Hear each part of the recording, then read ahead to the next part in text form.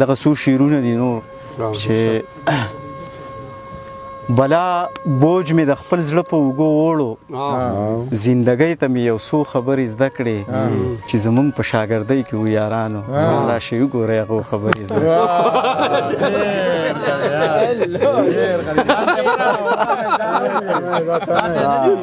تا ته مې نه دي ویلي یاره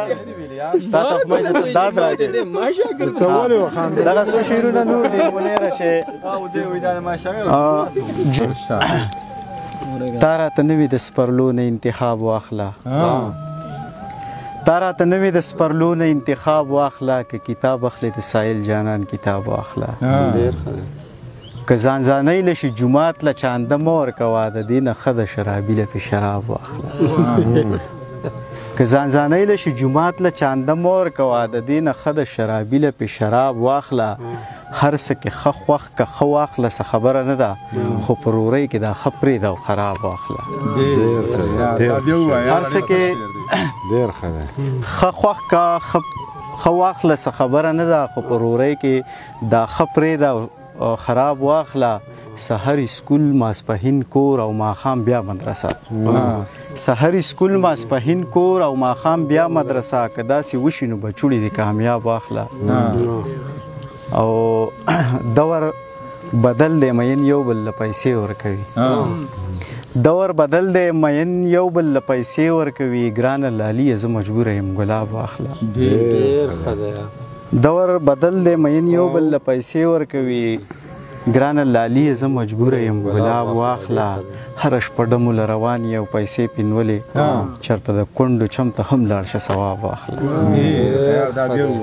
هره شپه اخیری شعر دی دا چې هره شپه ډمو له روان یې او پیسې پینولې چېرته د کونډو چم ته هم لاړ شه ثواب واخله او ته دا دې ټولو ملګرو ته ډالۍ دی چې او دغه څېره ده خو چې ته د باجوړ د خاورې ښکلی یې زه د خپل بونیر د غره نه میر یمه قدر د یارانو ډېر ښه پیژنم څه وکړم منیره لږ شانګیر یمه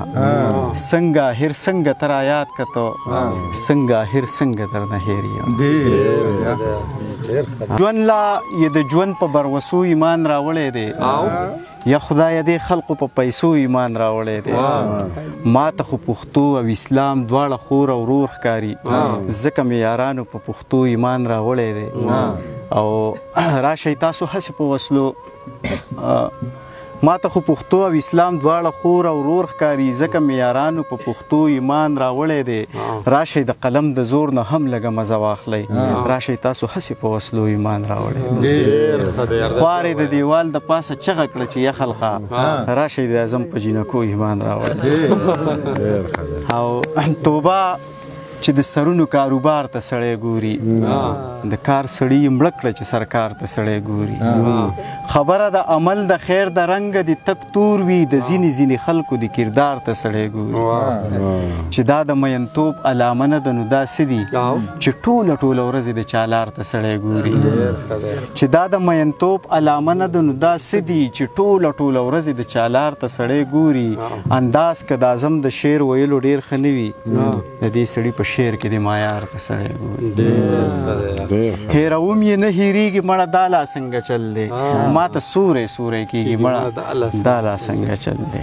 انتظار او انتظار دی هسې وایي چې درځمه ته رانغلې لمر ډوبېږي مړه دا لا څنګه چل دی ګناهګار پکې قاضي دی سنان جانه شان نظام دی بې ګناه پکې قتلېږي مړه دا لا څنګه چل دی یا زما په میپل کې ټالی موخه قسم دی په تا ټول خلق پوهېږي مړه دا لا څنګه بس په ډېرو لیوني خوشحالېږي